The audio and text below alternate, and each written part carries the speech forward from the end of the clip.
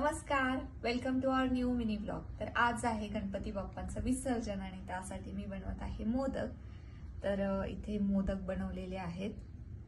आज मी तळणीचे मोदक बनवते. उकडीचे आता बऱ्याचदा बनवून झाले तर आहे. आणि यानंतर आता आपण बाप्पाला नैवेद्य दाखवूया, आरती करूया आणि नंतर बाप्पाचं विसर्जन करूया.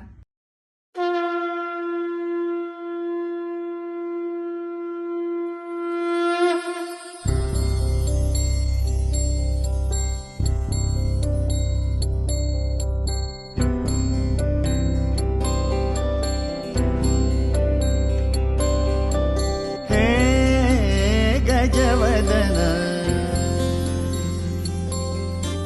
हे गजवदन वक्रतुंड महाकाय